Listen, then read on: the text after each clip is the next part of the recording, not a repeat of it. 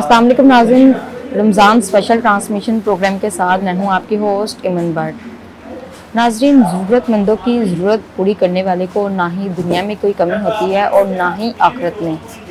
अल्लाह वाली ट्रस्ट वाले गरीब और मुस्तहिक लोगों को राशन तकसीम कर रहे हैं।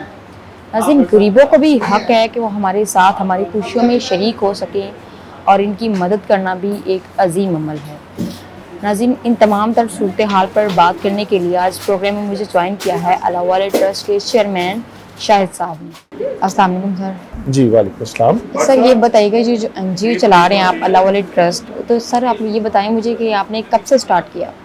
ये हमने 2010 से शुरू किया हुआ है। ठीक है सर, मुझे ये बताइएगा कि दुनिया में और भी तो NGOs हैं, लेकिन आपने किसकी तरफ देखा, किसको मुतासिर हुए, किसको देखकर और ये काम शुरू किया?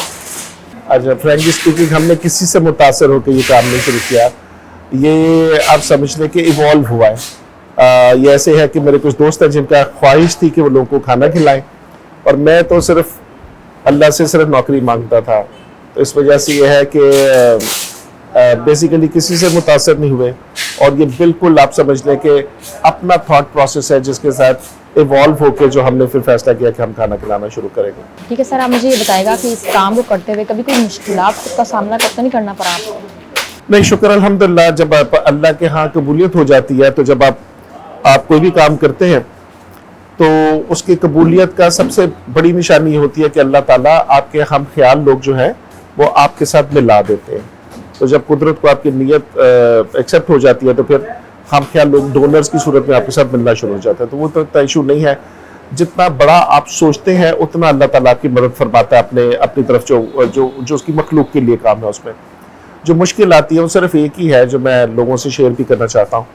वो ये है कि सबसे ज़्यादा दिल टूटता है जब हमें लोग कॉल करते हैं और वो कहते हैं जी कि आप हमें फ्री राशन दे दें हमारे घर में काम करने वाले मुलाजमीन के लिए।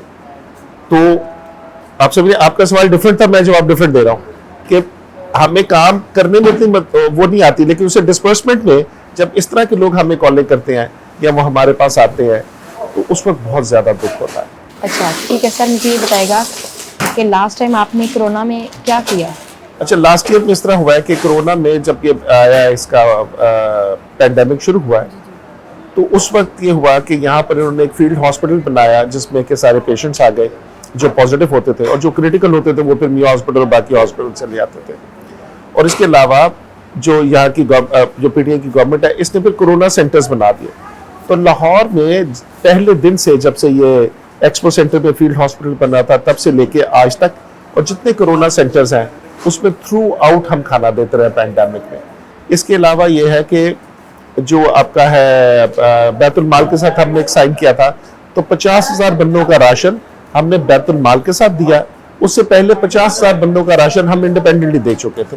तो 1 लाख बंदों का हमने राशन दिया है, और यहाँ पर हमने नॉर्मल हालात में 3 खाने और रमज़ान में तकरीबन 4 खाने हम लोग एक्सपो सेंटर और जितने क्वारंटाइन सेंटर से सब में देते रहे। अल्लाह के बंदों की मदद करने से बेशक अल्लाह पाक भी खुश होता है। तो जब यहाँ पे लोग 3 वक्त का खाना खाते हैं पेट भर के, उस टाइम आप क्या महसूस करते हैं?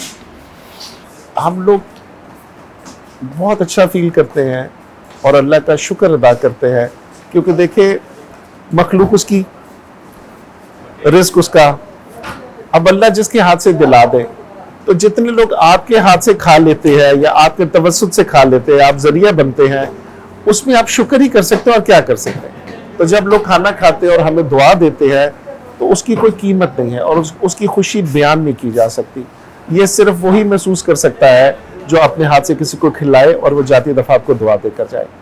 ठीक है सर, ये बताइएगा कि रमज़ान मुबारक के इस बाबरकत महीने में आपकी जानब से क्या क्या एक्टिविटीज़ की जा चुकी हैं अभी तक? जो अभी देखें, जैसे अभी आप राशन पैकिंग सेंटर में हैं, ये है, हम लोग इस वक्त जो है ना 3 शहरों में एक्टिव हैं। काम तो हम 5 शहरों में कर रहे हैं, लेकिन 3 शहरों में इस वक्त रमज़ान में एक्टिव हैं। यहाँ पर ये एक सेंट्रलाइज राशन का वो है पैकिंग सेंटर। अभी आप लोगों ने, मुझे नहीं पता कवर किया कि नहीं, जो जा रहा है ट्रक जा रहा है, ये ट्रक जो है ये पिंडी जा रहा है। तो इस तरह हमारे ट्रक्स निकलते रहते हैं मुख्तलिफ जगहों पे और छोटी गाड़ियों पे जाता है। तो एक तो ये है कि राशन है जिसका इस दफ़ा हमने को 25,000 जो है लोगों का राशन हमने टारगेट किया हुआ है और जिस पर दिन रात काम हो रहा है। इसके अलावा ये है कि यहाँ पर लाहौर में मुख्तलिफ मकामात है जहाँ पर हम रोज़ा इफ्तार करवा रहे हैं। फिर पिंडी में जो हमारे को तीन प्लेसेस हैं पिंडी में जहाँ पर हम वहाँ खुलवा रहे हैं। उसमें जो इमरान खान साहब ने एहसास प्रोग्राम के तहत जो मॉडल पनाहगाह बनाई थी तरनौल पर, जिसकी उन्होंने खुद इनाग्रेशन की थी, वो हमारे पास है। तो वहाँ पर चल रहा है इफ्तार। और कोरंगी कराची में चल रहा है हमारा सहर और इफ्तार का भी इंतजाम किया गया है। सहर और इफ्तार जी। और पिंडी में रेलवे स्टेशन भी चल रहा है और पिंडी का एक ओपन रोड साइड दस्तरखाना वो भी चल रहा है हमारा।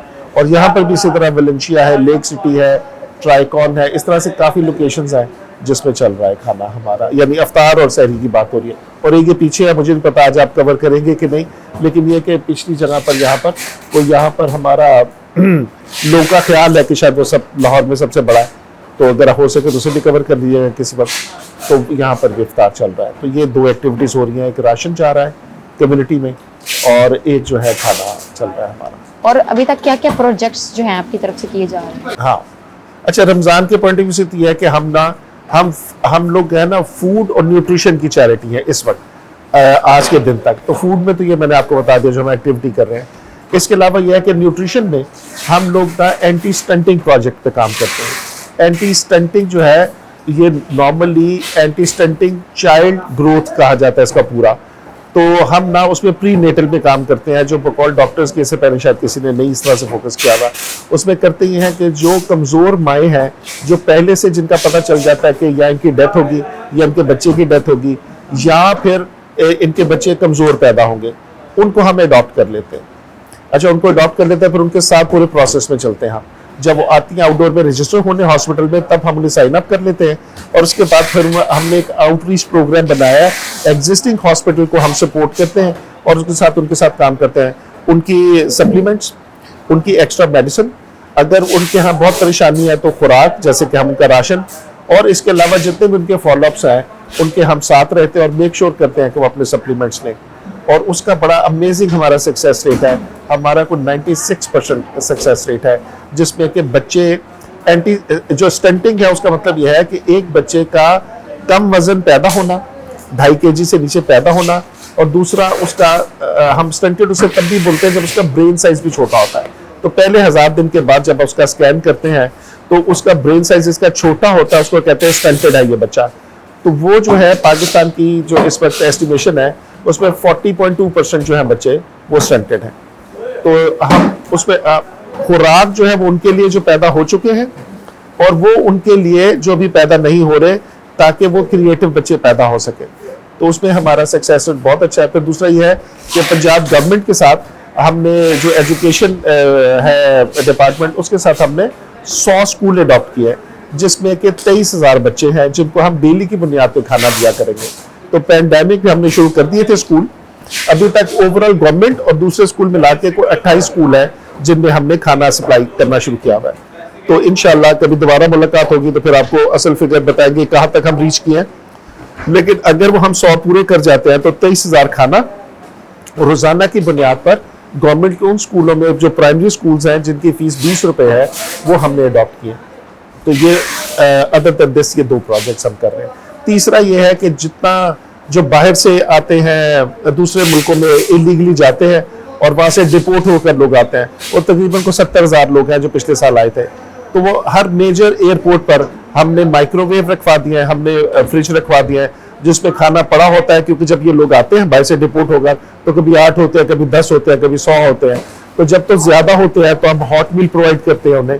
हमारा ज्यादातर जो लॉजिस्टिक सिस्टम है वो हॉट मील पे चलता है, गर्म खाने पर, क्योंकि ट्रेडिशनली यहाँ पर लोग गर्म खाना खाना पसंद करते हैं। तो वो हमने वहां रखे हुए हैं। तो अगर कम लोग आ जाए तो फ्रिज भरा होता है खाने से, तो FIA के लोग वो खाना गर्म करते हैं और वो करते हैं। उसके लिए हमारा FIA के साथ जो है वो MOU साइन हुआ है, और जितने मेजर एयरपोर्ट्स हैं, लाहौर, कराची, इस्लामाबाद, पेशावर, मुल्तान, उस हर जगह पे हमारे जो है ना वो फ्रिज और वो माइक्रोवेव पड़े हुए हैं, जिसपे कि जितने अब डिपोर्ट पे जो डिपोर्ट होकर बच्चे आते हैं वो बड़े स्ट्रेस्ड होते हैं और बड़े ट्रॉमा में होते हैं। तो उनकी अब ये है कि उन पे FIR नहीं करती, हम लोग उन्हें खाना देते हैं और हुकूमत उन्हें कपड़े देता है और उनकी काउंसलिंग वगैरह शुरू हो गई है। तो मेरे ख्याल में ये बहुत ही एक आप समझ लें कि गवर्नमेंट प्राइवेट पार्टनरशिप में सोशल सेक्टर में बहुत ही खूबसूरत प्रोजेक्ट है, जिसमें कि जब बच्चे वापस आते हैं दूसरे मुल्कों से तो उनकी बजाय उन्हें हरास करने के उनको वैसे वेलकम किया जाता है जैसे माएँ वेलकम करती हैं। तो we are very proud to be a part of that project also. जी सर, बहुत बहुत शुक्रिया आपका कि आपने अपना कीमती वक्त हमारे प्रोग्राम के लिए निकाला। आपके यहाँ आने का बहुत बहुत शुक्रिया। जी नाज़रीन, अल्लाह वाले ट्रस्ट वाले मुल्क में बसने वाले तमाम गरीब और यतीम लोगों के लिए एक उम्मीद की किरण बने हुए हैं। नाज़रीन, आप मेरे पीछे देख ही रहे हैं कि यहाँ पर रमज़ान मुबारक के इस बाबरकत महीने में किस तरह से गरीब और मुस्तहिक अफराद के लिए राशन का इंतज़ाम किया जा रहा है। अल्लाह वाले ट्रस्ट के तहत गरीब आवाम की कफालत की जा रही है। इसी के साथ नाज़रीन, मेरे प्रोग्राम का वक़्त हुआ ख़त्म। अगले प्रोग्राम तक के लिए अपनी होस्ट इमन भट्ट को दीजिएगा इजाज़त। अल्लाह हाफ़िज़।